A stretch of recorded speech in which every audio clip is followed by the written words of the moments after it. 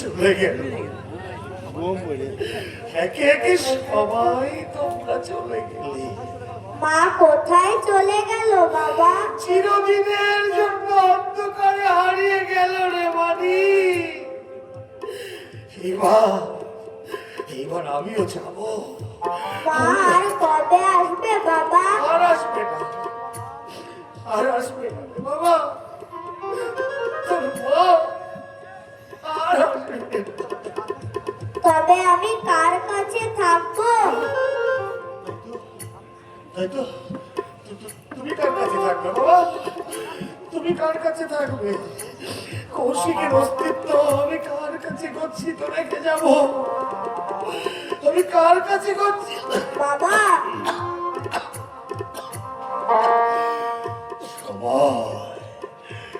সময় বড্ড দ্রুত হয়ে যাচ্ছে বাবা, বড্ড দ্রুত।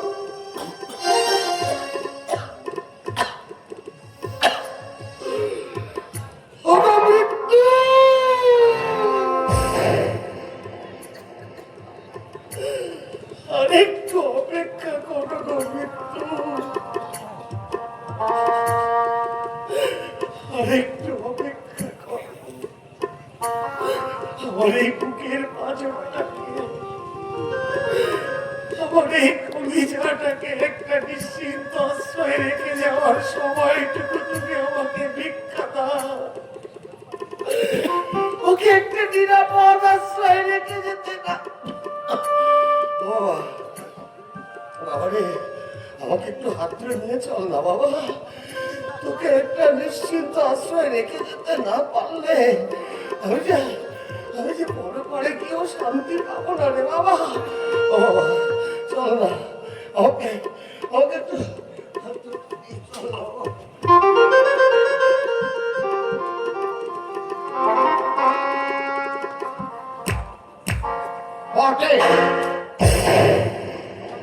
সোমনাথ বস, তোমার এত বড় স্পর্ধা, চাবুক মেরে তুমি আমাকে বাড়ি থেকে পুকুরের মতো তাড়িয়ে দাও। আমার নাম প্রদেশ চৌধুরী, ওই কিশোর ছাত্রালের সঙ্গে আমার বন্ধুত্বটাকে জমিয়ে তাতে দিয়েই তোমাকে ঘায়েল করবো শয়তান।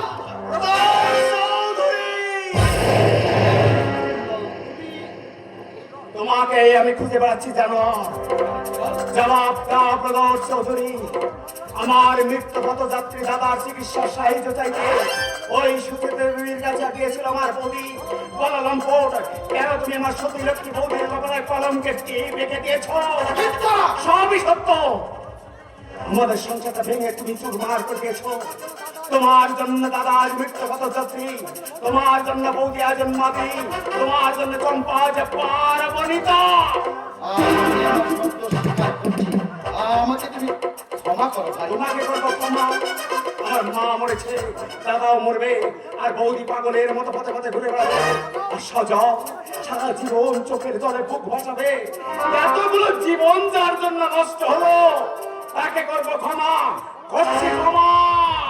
পিস্তলটা কেড়ে পড়তো, তাহলে নাও তোমার অপরাধের শাস্তি।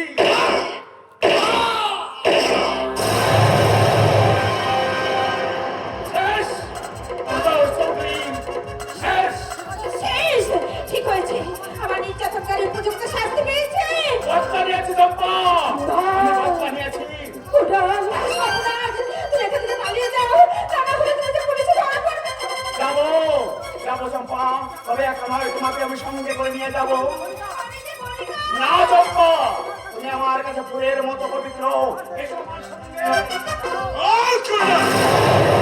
বিশাল সম্মান বেঁচে থাকতে চম্পাকে নিয়ে তুমি পালাতে পারবে না। সারা মন্ত্রণার পেয়ে তার সঙ্গে বোঝাপড়া করতে চেয়েছিলাম, এসে দেখি সে সুযোগ তুমি রাখুনি। আমার পথ থেকে সরে দাঁড়ান উস্তাদ, নইলে সব পরিচয় কিন্তু আজ ফাঁস করে দেবো।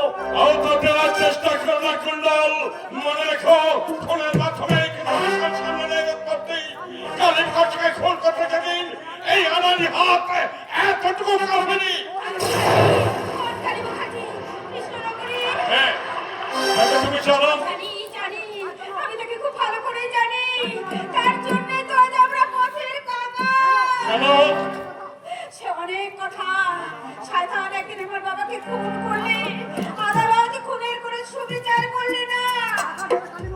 টাকার জোরে কালী মুখার্জি খালাস পেয়ে গেল। তারপর আইনের অবিচার এবার কাকা সইতে পারলে না। আইনের উপর প্রতিশোধ নিতে হিংস্র আক্রোশে কালী মুখার্জিকে খুন করে আমার কাকা ফেরার হলো। না না, তুমি মিথ্যে বলছো। এই কুণ্ডলার মুখে শুনে তুমি সুন্দর একটা গল্প সাজিয়েছ। গল্প নয়, এবার জীবন কাহিনী। কিন্তু সে কাহিনী আপনাকে শুনিয়ে কোনো লাভ নেই, কারণ আপনি একটা হৃদয়হীন পাষাণ। আমার সেই দুঃখের কাহিনী শুনলে আপনার আনন্দ হবে। তবু আমি শুনবো, তুমি বলো। আর শুনে কাজ নেই। একই অস্ত্রে দুজন ক্ষত বিক্ষত না হয়ে আমাদেরকে যেতে দিন। আমরা জীবনের কুণ্ডল, তুমি বুঝতে পারছো না ঝড়ের কি তাণ্ডব নৃত্য শুরু হয়েছে আমার মধ্যে। তুমি বলেছো তোমার সব কথা আমি শুনবো। কালী মুখার্জির সঙ্গে মামলায় আমাদের জমি জমা সব কিছু বিক্রি বন্ধ করলো। আমার কাকা ফেরার হলো। সংসার আর চলে না। আমি আর আমার ভাই তখন ছোট নিরুপায় হয়ে আমার মা আমাদের হাত ধরে কলকাতায় চলে এলো। ঘরের বাড়ি বাসন মেজে কোনো রকমে আমাদের সংসার চলছিল। ধীরে ধীরে আমরা বড় হয়ে উঠলাম। আমার ভাই তাপস অবসরে ট্রেনে হাঁকারি করতে লাগলো। আমি ছেড়ে থিয়েটার করতাম। মোটামুটি আমাদের সংসারটা চলে যাচ্ছিল। কিন্তু হঠাৎ হঠাৎ একদিন আমার ভাই প্লেন অ্যাক্সিডেন্টে মারা গেল। আমি আর শুনতে চাই না, শুনতে পাচ্ছি না। আচ্ছা, তোমার বাবার নাম কি? রামরতন সান্যাল। সান্যাল। তাই বুঝি প্রথম দিন তোমার দেখবার পর থেকে মনে হচ্ছিল যেমন মগ্ন অবস্থায় আমার বৌদি আমার সামনে দাঁড়িয়ে আছে। তবে কি আপনি? আমি একটা শয়তান।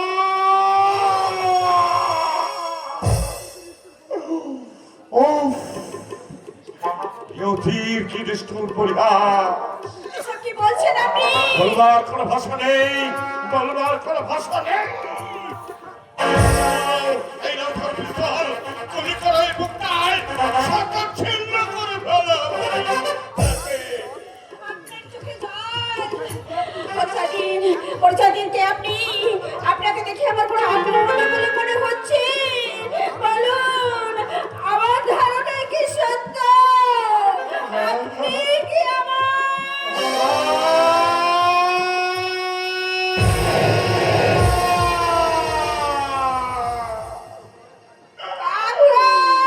আমি তোর হতভাগ্য কাকা।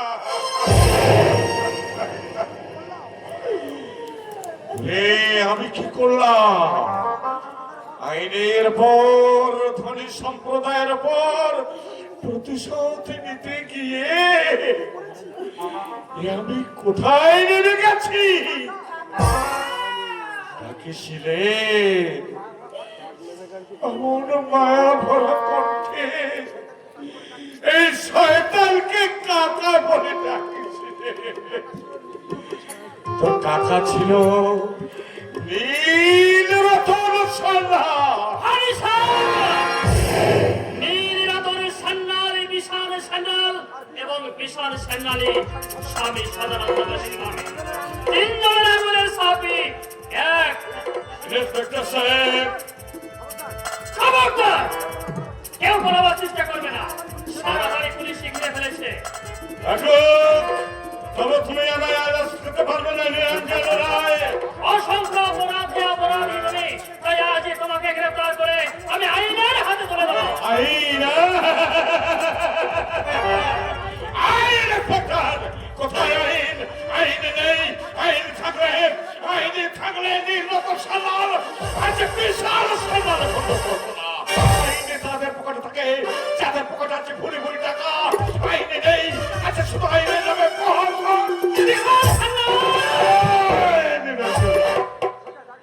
একদম সোজা দাঁড়িয়ে থাকো।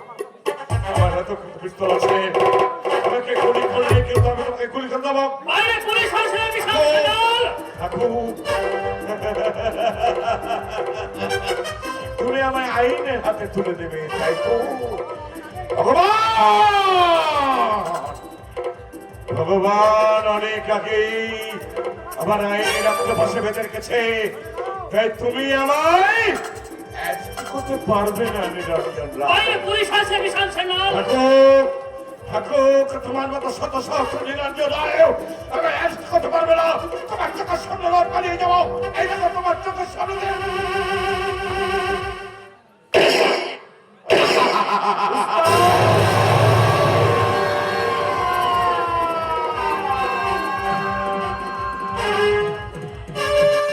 ও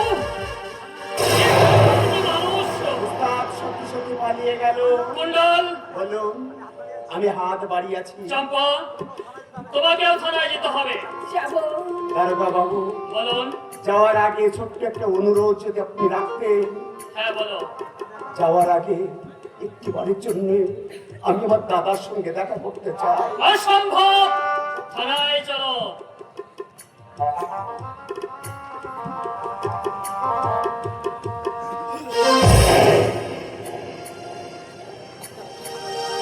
আর হাঁটতে পারছি না বাবা। আর হাঁটতে হবে না বাবা, আমরা আমরা এসে গেছি। এই 3-4 দিন ধরে বিদায়, অনাথ আশ্রম, শিশু সদন, এখানে ওখানে আমরা ঘুরে মরলাম। এ কোথায় এলাম বাবা? এই বাড়িতেই তুমি থাকো বাবা। এত বড় বাড়িতে কে থাকে? একটা দরদির হৃদয়, কৌশিকের স্মৃতিচিহ্নকে তার মতো সযত্নে আর কেউ রাখতে পারবে না বাবা। তুমিও থাকবে তো বাবা? না, না, আমার যে ওই চিরশান্তির দেশে ডাক এসে গেছে বাবা। তবে আমিও তোমার সঙ্গে সেইখানে যাব। ও কথা বলতে নেই, ও কথা বলতে নেই বাবা। তুমি বেঁচে থাকো, অনেক বড় হও, দুঃখিনী মায়ের কথা কোনোদিন মনে করো না। তোমার হতভাগা বাবাকেও ভুলে যেও। তোমাদের সবাইকে ভুলে থাকতে আমার বুঝি কষ্ট হবে না? এই দেখো না, ঠাকুর মায়ের জন্য আমার মন কেমন করছে। সেজন্যই তো আমি তোমার ঠাকুমার কাছে যাচ্ছি। গিয়ে তোমার ঠাকুমাকে খুব বকে দেবো। সেই জন্য বুঝি ঠাকুর মার মতো তোমার মুখ দিয়েও রক্ত বেরোচ্ছে? হ্যাঁ বাবা। কাকুমণি যে বলেছিল মানুষ মরে গেলে আর কোনোদিন ফিরে আসে না, তুমি বুঝি আর আসবে না? ও বাবা! বাবা রে, এত প্রশ্ন করিস রে বাবা। তোর এই প্রশ্ন ওই ভগবানকে করিস, তিনি এর উত্তর দেবেন। তারা কথা বলছে এখানে, তারা কথা বলছে এখানে মাস্টার মশাই, এ তোমার কি অবস্থা? আজ আমি কাকে দেখছি? তুমি এসেছো দিদিদা, তোমার দিদিমণিকে একটি বার ডেকে দাও না। এখানে কেন? বাড়ির ভেতরে এসো। না দিদিদা, ওই বাড়ির মধ্যে আমি যাবো না। তাছাড়া আমার হাতে যে অত সময় নেই দিদিদা। দিদিদা, আমার এই সজলকে একটা স্নেহশীত আশ্রয় রেখে যেতে না পারলে আমি যে নিশ্চিন্তে যেতে পারছি না। দিদিদা, তোমার দিদিমণিকে আমি বলেছিলাম যদি কোনোদিন আমার তাকে প্রয়োজন হয় আমি তাকে ডাকবো। আজ আজ তোমার দিদিমণিকে আমার বড্ড প্রয়োজন।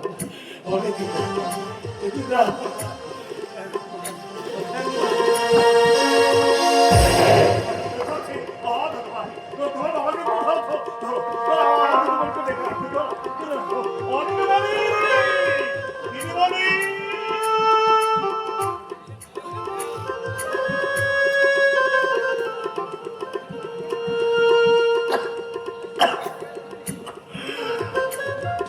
ভগবান,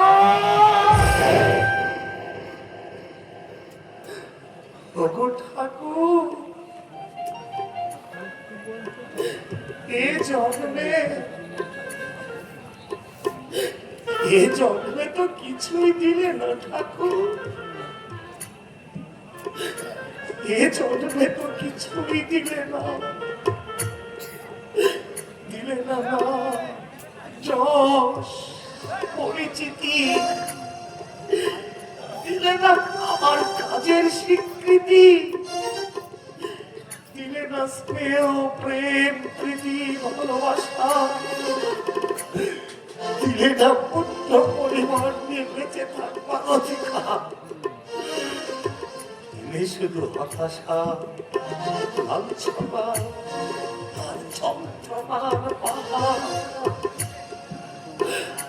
আমার যদি জনম দাও ঠাকুর, একটু মানুষের মতো বেঁচে থাকবার অধিকার দিও ঠাকুর, মানুষের মতো বেঁচে থাকবার অধিকার দিও, একটু পুত্র পরিবার নিয়ে বেঁচে থাকবার অধিকার। বাবা বাবা, বাবা রে, শেষবারের মতো, শেষবারের মতো একবার এই বুকটাতে হয় না বাবা, তোকে বুকে নিয়ে এই বুকের জ্বালাটা একটু চুলো।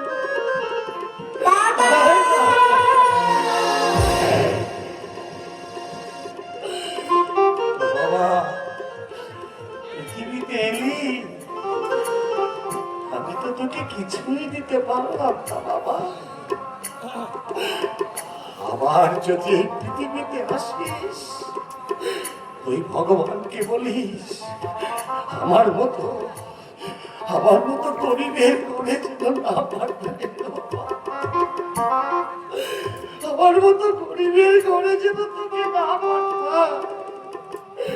আমি তো তোকে কিছুই দিতে পারলাম না রে বাবা, আমি তো তোকে কিছুই দিতে পারলাম না, হয়তো দিতে পারতাম কিন্তু। ওই বুড়োর দিদিমণি কে বাবা?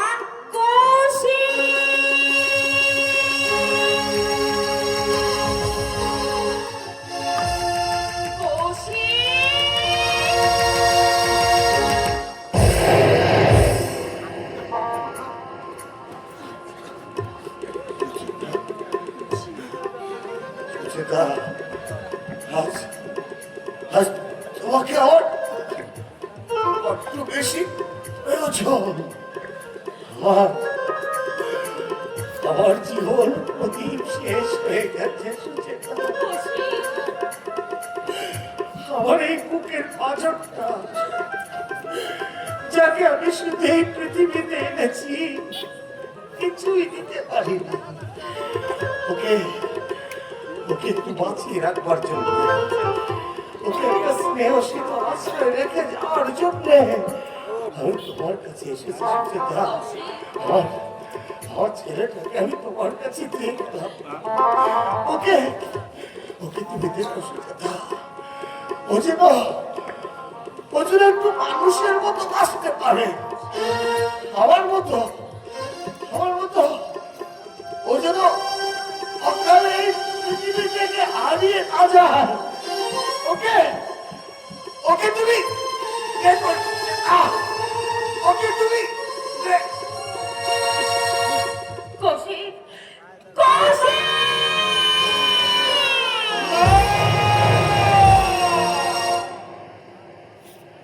ওকে তুমি আর দেখো না দিদিমণি, তোমার ডাকে মাস্টার মশাই আর কোনোদিন সাড়া দেবে না। মাস্টার মশাই তার নিজের জীবন দিয়ে এই সমাজের কাছে প্রশ্ন রেখে গেল,